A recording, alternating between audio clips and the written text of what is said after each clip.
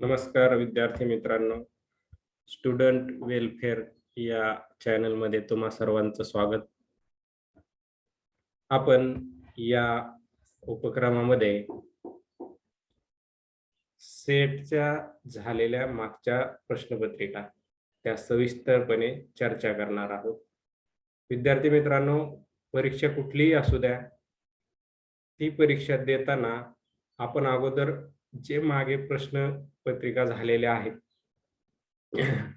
त्या आयोगाकडून घेतल्या गेलेल्या पेपरचं आपण विश्लेषण केलं पाहिजे आणि ते पेपर आपण सोडवले पाहिजे.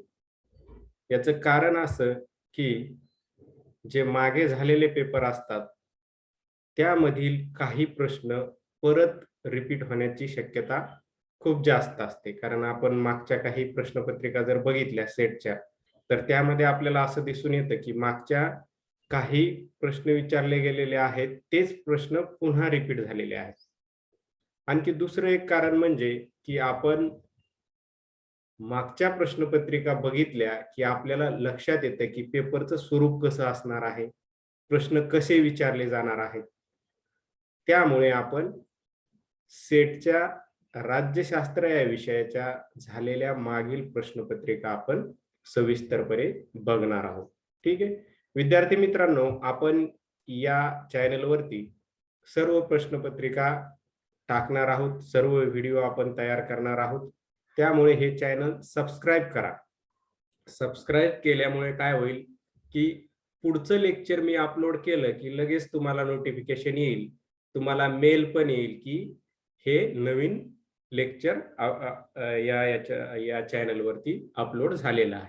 त्यामुळे हे चॅनल सबस्क्राईब करा आणि जास्तीत जास्त विद्यार्थ्यांना फायदा व्हावा हाच आपल्या यामागचा उद्देश आहे. कारण आपली कुठली अकॅडमी नाही किंवा आपला कुठलाही पैसे मिळवण्याचा हेतूने आपण हे लेक्चर अपलोड करत नाही आहोत. तर आपण स्टुडंट वेलफेअर, विद्यार्थ्यांचं कल्याण, आपल्या चॅनलचंच नाव आहे स्टुडंट वेलफेअर म्हणजे विद्यार्थी कल्याण. आणि त्यामुळेच आपण विद्यार्थ्यांचं कल्याण कसं होईल हा या मागचा एक दृष्टिकोन, एक हेतू आहे.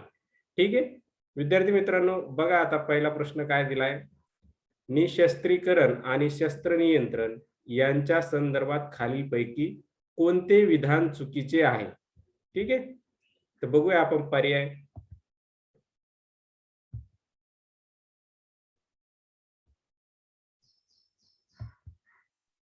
पर्याय क्रमांक 1, निशस्त्रीकरण म्हणजे भविष्यातील शस्त्र कपात नाही.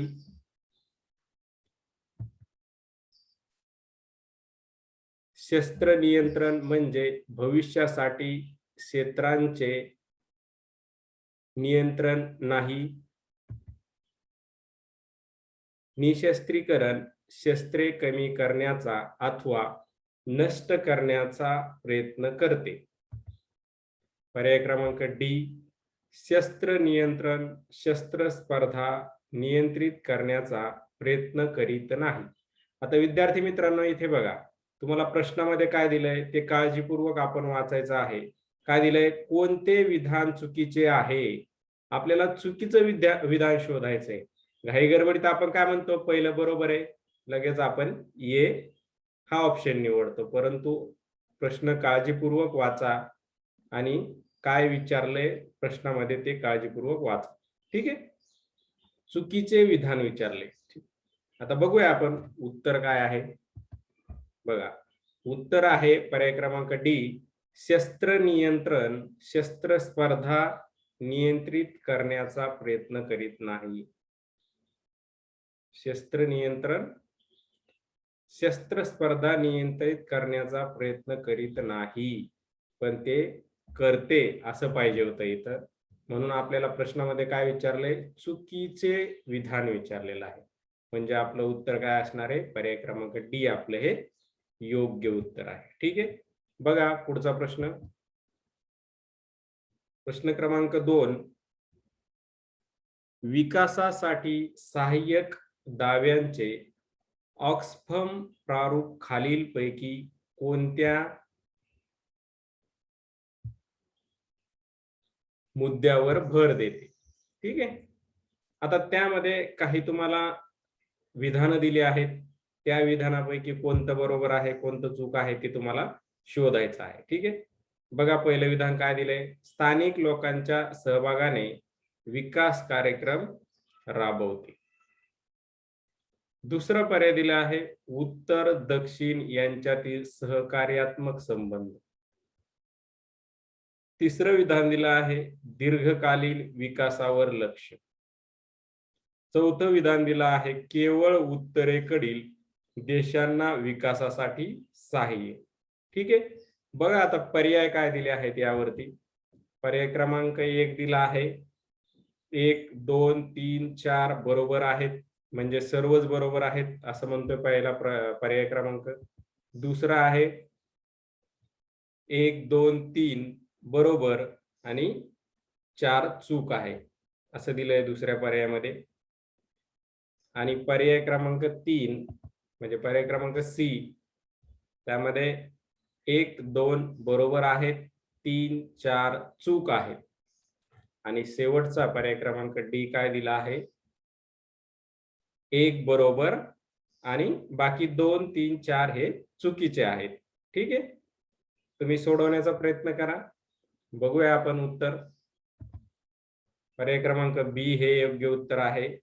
1 2 3 हे बरोबर विधान आहेत आणि चौथं चूक आहे, म्हणजे हे चुकीचं विधान दिलेलं आहे इथं. ठीक आहे.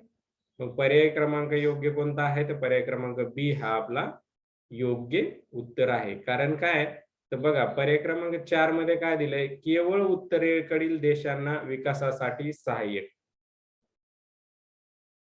आणि इथं पर्याय क्रमांक 2 काय दिलाय, उत्तर आणि दक्षिण यांच्यातील सहकार्यात्मक संबंध. म्हणजे केवळ उत्तरेकडील हे चूक आहे, म्हणून पर्याय क्रमांक बी आपलं हे योग्य उत्तर आहे. ठीक आहे. बघूया पुढचा प्रश्न. हा पेपर आपण जो बघत आहोत तो 2017 सालचा आहे बरं का. राज्यशास्त्राचा 2017 सालचा पेपर सेटचा आपण त्यामधील 25 प्रश्न या व्हिडिओमध्ये बघणार आहोत. ठीक आहे. बघा 3 नंबर प्रश्न काय आहे, स्वतंत्र राज्याच्या शासन संस्थेमधील अधिकृत संबंधांचे संचलन करण्यासाठी बुद्धी आणि कौशल्याचा उपयोग करणे म्हणजे राजनय. अशी राजनयाची व्याख्या खालीलपैकी कोणत्या लेखकाने कोणत्या पुस्तकात केली आहे. तुम्हाला 2 शोधायचा आहे. एक म्हणजे काय, तर इथं लेखक आणि त्याने लिहिलेलं पुस्तक. आणि त्या पुस्तकामध्ये त्याने काय केलंय, राजनयाची व्याख्या केली आहे, ज्याला आपण इंग्लिशमध्ये डिप्लोमसी असं म्हणतो. तर या डिप्लोमसीची व्याख्या कोणत्या लेखकाने आणि कोणत्या पुस्तकात केली आहे आपल्याला बघायचं आहे. बघा पर्याय क्रमांक A, the guide to diplomatic practice हे पुस्तक आहे. ते कोणी लिहिलेलं आहे, हेरॉल्ड निकोलसन. पर्याय क्रमांक बी बघूयात, the guide to diplomatic practice, आणि हे पुस्तक लिहिलं आहे सर अर्नेस्ट सातो. पर्याय क्रमांक सी बघा, डिप्लोमसी हे पुस्तक, त्यामध्ये ते कोणी लिहिलंय, सर अर्नेस्ट सातो. आणि पर्याय क्रमांक डी आहे, डिप्लोमसी हे पुस्तक आहे आणि ते लिहिलं आहे हेरॉल्ड निकोलसन. बघूया उत्तर. उत्तर आहे पर्याय क्रमांक B, the guide to diplomatic practice. या पुस्तकामध्ये सर अर्नेस्ट सातो यांनी राजनयाची ही व्याख्या केली आहे, ज्याला आपण इंग्लिशमध्ये डिप्लोमसी असं म्हणतो. म्हणून पर्याय क्रमांक बी आपलं हे योग्य उत्तर आहे. ठीक आहे. बघूया पुढचा प्रश्न. संयुक्त राष्ट्राच्या मुख्य शाखेपैकी कोणत्या शाखेला आमसभेला वार्षिक अहवाल सादर करण्यापासून सूट देण्यात आली आहे? संयुक्त राष्ट्र संघटनेवरती हा प्रश्न विचारला गेला होता. बघा पर्याय क्रमांक ए, सुरक्षा परिषद. पर्याय क्रमांक बी आंतरराष्ट्रीय न्यायालय, पर्याय क्रमांक सी विश्वस्त मंडळ, पर्याय क्रमांक डी आर्थिक आणि सामाजिक मंडळ. बघा, सोडवण्याचा प्रयत्न करा. बघूया आपण उत्तर. उत्तर आहे पर्याय क्रमांक बी आंतरराष्ट्रीय न्यायालय. आंतरराष्ट्रीय न्यायालयाला वार्षिक अहवाल सादर करण्यापासून काय केलंय, सूट दिलेली आहे. ठीक आहे, बघूया पुढचा प्रश्न. संसाधनाच्या समतेची संकल्पना कोणी मांडली? संसाधनाची जी संकल्पना आहे समतेची, ती संकल्पना कोणी मांडलेली आहे, असा हा प्रश्न होता. पर्याय क्रमांक ए जॉन रॉल्स, जॉन रॉल्स आहे. पर्याय क्रमांक बी कार्ल मार्क्स, पर्याय क्रमांक सी लॉक, पर्याय क्रमांक डी रुसो. बघूया याचं उत्तर. याचं उत्तर आहे जॉन रॉल्स. जॉन रॉल्सने संसाधनाच्या समतेची संकल्पना मांडलेली आहे. ठीक आहे, बघूया पुढचा प्रश्न. बघा, राजाने 3 किंवा 4 मंत्र्याशी सल्लामसलत करावी, कारण एकाच मंत्र्याची सल्लामसलत केल्यास गुंतागुंतीच्या प्रश्नाबाबत एका निश्चित निष्कर्षापर्यंत येणे कदाचित शक्य होणार नाही. हे विधान खालीलपैकी कोणी म्हटले आहे? हे विधान आहे आणि हे विधान कुठल्या विचारवंताने केलेलं आहे त्यावरती आधारित हा प्रश्न आहे. पर्याय क्रमांक ए प्लेटो, पर्याय क्रमांक बी मॅकियावेली, हे मॅकियावेली असेल. पर्याय क्रमांक सी कौटिल्य आणि डी आहे हेगेल. तर योग्य उत्तर आहे कौटिल्य. कौटिल्य हा भारतीय राजकीय विचारवंत आहे आणि ज्याचं अर्थशास्त्र हे पुस्तक अतिशय फेमस आहे आणि त्याने राजाने काय केलं पाहिजे तर 3-4 मंत्र्याशी सल्लामसलत करावी, कारण एकाच मंत्र्याची सल्लामसलत केल्यास गुंतागुंतीच्या प्रश्नाबाबत एका निश्चित निष्कर्षापर्यंत येणे कदाचित शक्य होणार नाही. हे विधान कुणाचं आहे तर हे विधान कौटिल्यचं आहे. ठीक आहे, बघूया पुढचा प्रश्न. बघा, खालील कोणती जोडी बरोबर जुळली नाही, असा प्रश्न आहे. काही जोड्या दिल्या आहेत बघा. पर्याय क्रमांक ए अमर्त्य सेन क्षमताची समानता, असा हा पर्याय आहे पहिला. दुसरा आहे रोनाल्ड डॉर्किन संसाधनाची समता.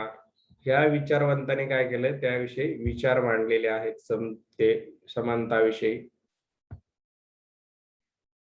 कार्ल मार्क्स कायद्यासमोर समानता आणि जे.एस. मिल लोककल्याणाच्या संदर्भातील समानता. तर आपल्याला प्रश्नामध्ये काय विचारले बघा, बरोबर जुळलेली नाही विचारले. हा शब्द फार महत्वाचा आहे आणि यामध्येच आपल्याकडून सिली मिस्टेक होऊ शकते, कारण कुठलीही स्पर्धा परीक्षा असेल तर त्यामध्ये काही शब्द काळजीपूर्वक वाचायचे असतात.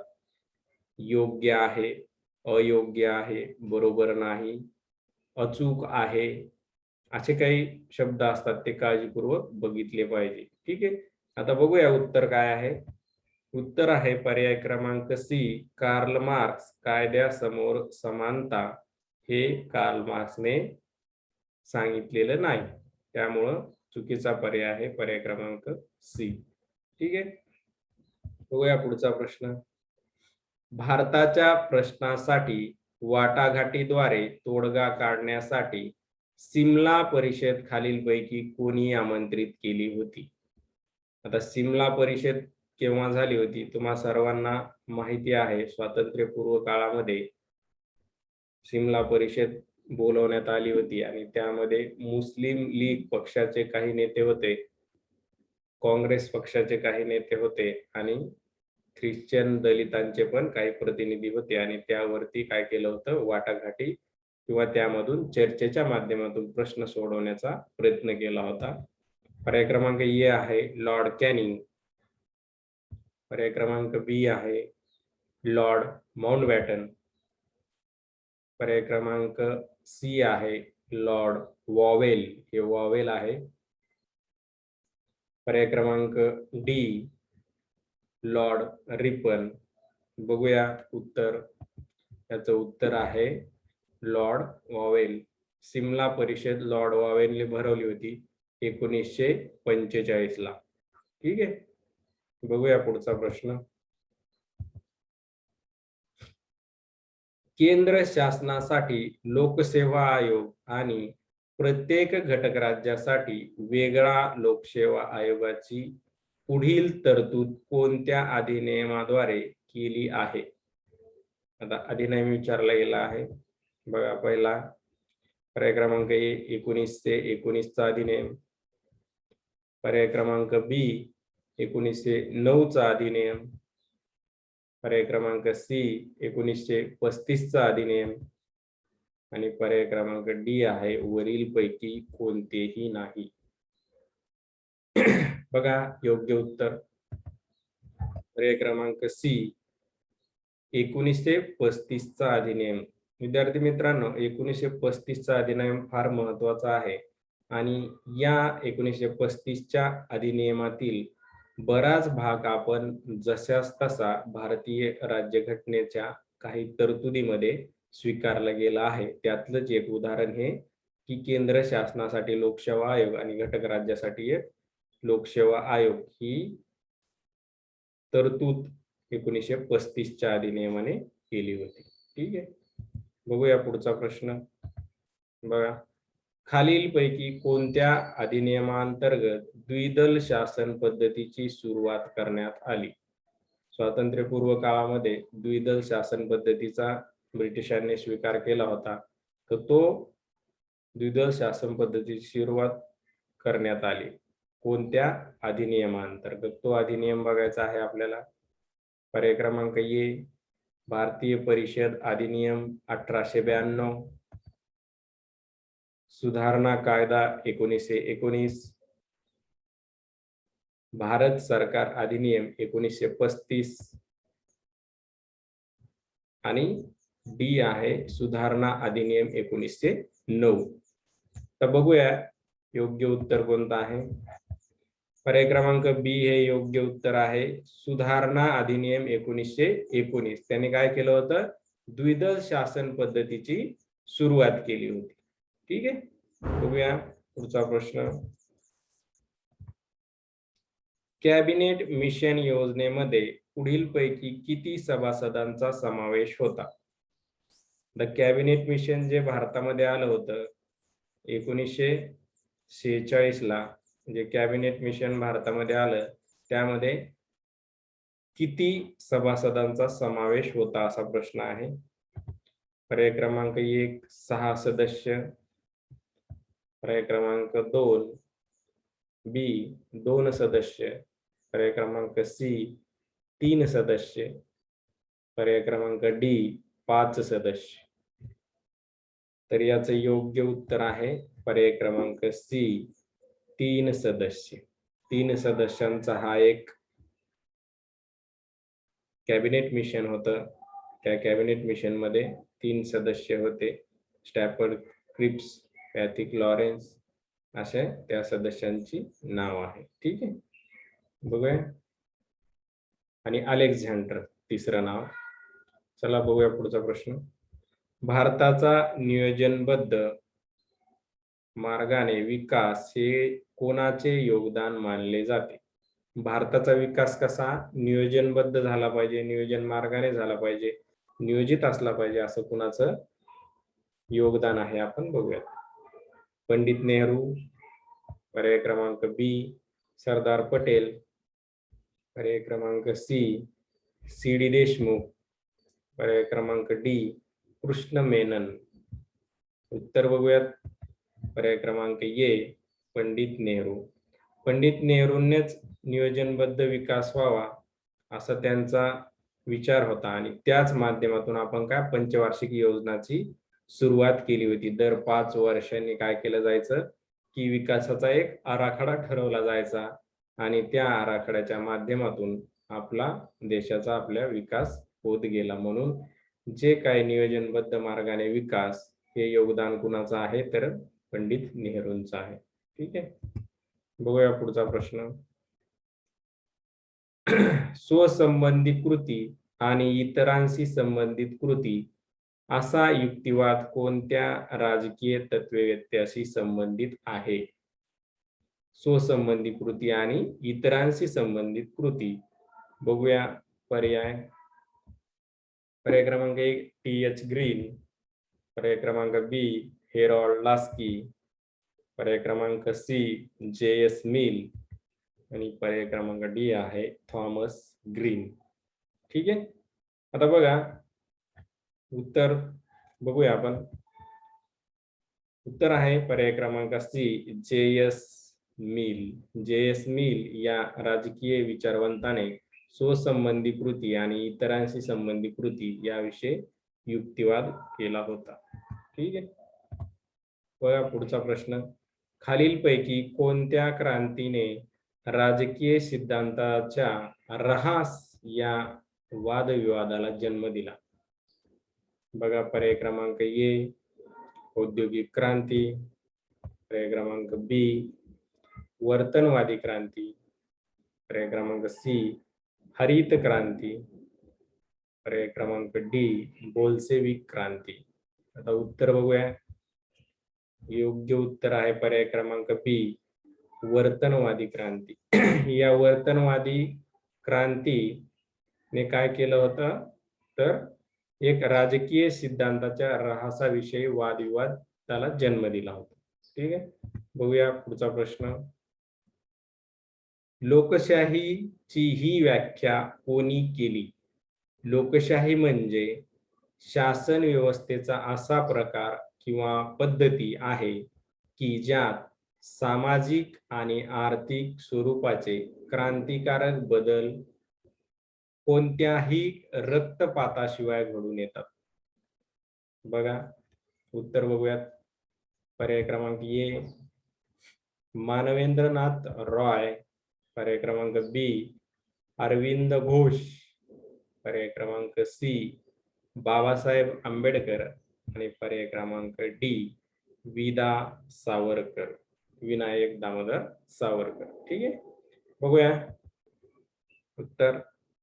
पर्याय क्रमांक बी बाबासाहेब आंबेडकर. डॉक्टर बाबासाहेब आंबेडकरांनी ही व्याख्या केलेली आहे लोकशाहीची की सामाजिक आणि आर्थिक स्वरूपाचे क्रांतिकारक बदल व्यक्तीच्या जीवनामध्ये रक्तपाताशिवाय कोणता शासन प्रकार घडू शकेल तर तो लोकशाही आहे. ही लोकशाहीची अतिशय महत्वाची अशी व्याख्या डॉक्टर बाबासाहेब आंबेडकरांनी केली होती. प्रश्न क्रमांक 16 बघा. खालीलपैकी कोणी वर्णन केले आहे की मनुष्य हा राजकीय प्राणी असून तो राज्यात राहतो, जो कोणी राज्यात राहत नाही नसेल एक तर तो पशु किंवा देवदूत असेल. अतिशय महत्वाची व्याख्या आहे राज्याची. कोणी केली आहे बघा. पर्याय क्रमांक ए कार्ल मार्क्स, पर्याय क्रमांक बी एरिस्टॉटल, पर्याय क्रमांक सी एडमंड बर्क आणि पर्याय क्रमांक डी आहे प्लेटो. योग्य उत्तर बघूयात. योग्य उत्तर आहे एरिस्टॉटल. एरिस्टॉटलने काय सांगितलं की मनुष्य हा राजकीय प्राणी आहे आणि तो राज्यात राहत नसेल तर तो एक तर काय असला पाहिजे पशु किंवा देवदूत असला पाहिजे. राज्याशिवाय व्यक्ती राहू शकत नाही असं एरिस्टॉटलचं मत होतं. म्हणून योग्य उत्तर काय आहे पर्याय क्रमांक बी. ठीक आहे, बघा 17 नंबर प्रश्न. मंत्रिमंडळाबाबत कोणते विधान सत्य आहे? ठीक आहे, मंत्रिमंडळाबाबत कोणते विधान सत्य आहे शोधायचं आपल्याला. पहिलं विधान बघा. मंत्रिमंडळाबाबत संविधानामध्ये उल्लेख नाही. दुसरा, न्यायालयाने मंत्रिमंडळाची निर्मिती केली. पर्याय क्रमांक सी, मंत्रिमंडळ, इथं चुकून मित्रमंडळ झालेला आहे, इथं मंत्रिमंडळ आहे.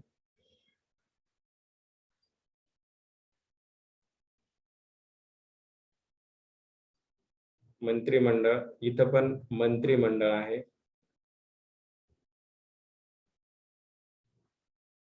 पर्याय क्रमांक सी, मंत्रिमंडळाची निर्मिती हा पंतप्रधानाचा विशेष अधिकार आहे. आपल्याला काय विचारले बघा, सत्य आहे म्हटले विधान. इथं मित्रमंडळ झालंय, मंत्रिमंडळ आहे. मंत्रिमंडळ, थोडीशी प्रिंटिंग मिस्टेक आहे, सर्व ठिकाणी मंत्रिमंडळ असा शब्द पाहिजे होता. ठीक आहे, बघूया उत्तर आपण. उत्तर आहे पर्याय क्रमांक डी, मंत्रिमंडळाची निर्मिती हा पंतप्रधानाचा विशेष अधिकार आहे. हे विधान बरोबर आहे. ठीक आहे, मंत्रिमंडळाची निर्मिती हा पंतप्रधानाचा विशेष अधिकार आहे. ठीक आहे, बघूया पुढचा प्रश्न.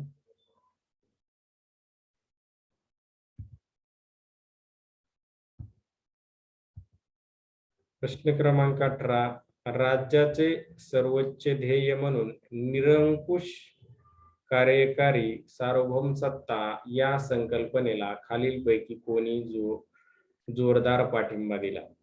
काय प्रश्न आहे?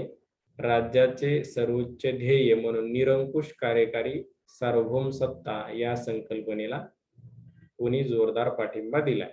पहिला पर्याय बघा, बोधिन. पर्याय क्रमांक बी, रुसो. पर्याय क्रमांक सी, हे मॅकियावेली असा आहे, मॅकियावेली. आणि पर्याय क्रमांक डी, बेंथॅम. योग्य उत्तर आहे मॅकियावेली. ठीक आहे, बघूया पुढचा प्रश्न. खालीलपैकी कोणत्या संविधानिक अधिकार द्वारे नियुक्त होऊन त्याची मर्जी असेपर्यंत अधिकार रूढ राहतो? तर कोण आहे असा बघूया. संविधानिक अधिकाराद्वारे नियुक्त होऊन त्याची मर्जी असेपर्यंत अधिकार रूढ राहतो, म्हणजे त्याच्या पदावरती तो राहत असतो. पर्याय क्रमांक ए, भारताचा राष्ट्रपती. पर्याय क्रमांक बी, राज्यपाल. पर्याय क्रमांक सी, मुख्यमंत्री. पर्याय क्रमांक डी, कायदा मंत्री. योग्य उत्तर बघूयात. पर्याय क्रमांक बी हे योग्य उत्तर आहे, राज्यपाल. राज्यपाल हा काय, तर संविधानिक अधिकाराद्वारे नियुक्त होऊन त्याची मर्जी असेपर्यंत तो अधिकार रूढ राहू शकतो. कोणाची मर्जी असेपर्यंत? ती राष्ट्रपतींची. राष्ट्रपतींची मर्जी असेपर्यंत तो त्यांच्या पदावर, म्हणजे राष्ट्रपती त्याला पदावरून दूर करू शकतात. प्रश्न क्रमांक 20, पुढीलपैकी कोणत्या सुविकादीन अधिकारानुसार मुख्यमंत्र्याची नियुक्ती होत असते? पर्याय क्रमांक ए, भारताचा पंतप्रधान. पर्याय क्रमांक बी, राज्याच्या राज्यपाल. पर्याय क्रमांक सी, उच्च न्यायालयाच्या मुख्य न्यायाधीश. आणि भारताचा राष्ट्रपती.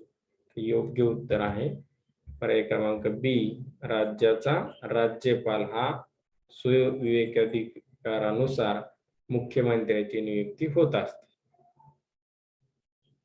खालीलपैकी कोणाच्या इथं, तर ते कोणाच्या, राज्याच्या राज्यपालाच्या सुविकाधीन अधिकारानुसार मुख्यमंत्र्याची नियुक्ती होत असते. ठीक आहे, बघा पुढचा प्रश्न. निर्दयी उचित मतदानाचे श्रेय पुढीलपैकी कोणत्या संवैधानिक अधिकारास जातो.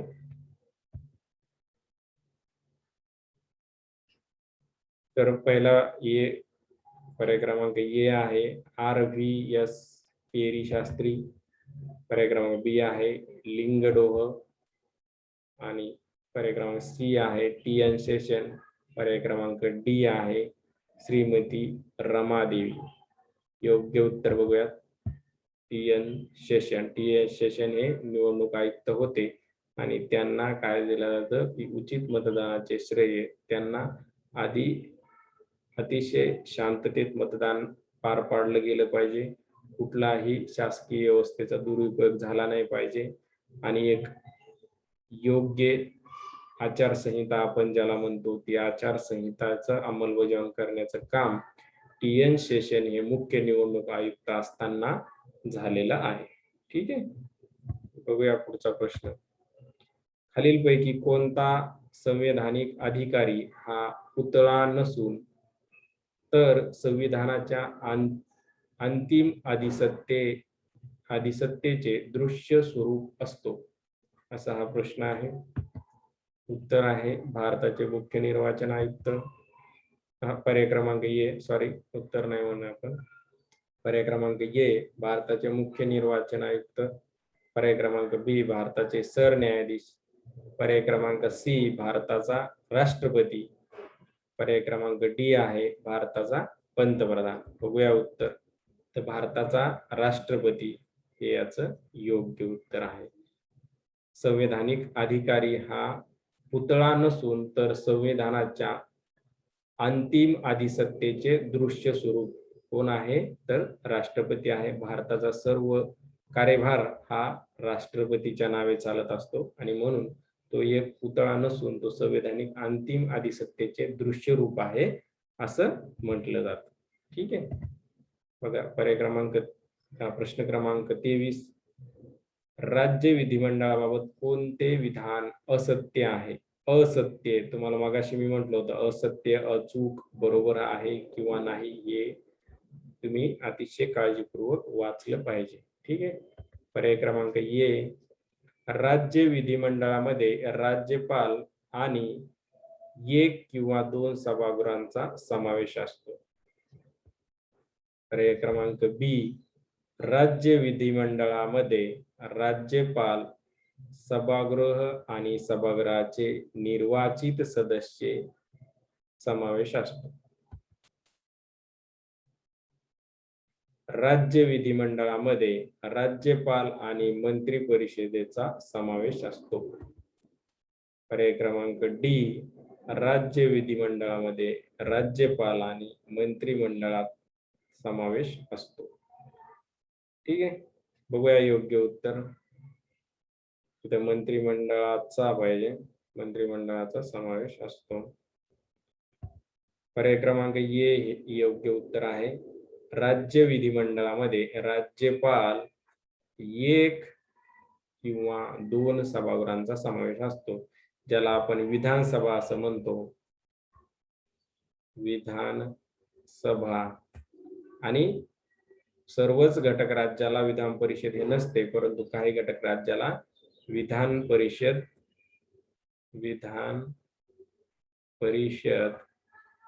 हे आणखी एक सभागृह असतं. म्हणजे राज्यपाल, विधानसभा आणि विधान परिषद ह्या तिन्हींचं मिळून राज्याचं काय विधिमंडळ आपण त्याला म्हणत असतो, राज्य विधिमंडळ. त्यामध्ये 3 घटकाचा समावेश असतो, राज्यपाल, विधानसभा आणि विधान परिषद. परंतु सर्वच राज्याला विधान परिषद हे सभागृह नसतं, म्हणून इथं किंवा दिला आहे 1 किंवा 2 सभागृहांचा समावेश. ठीक आहे.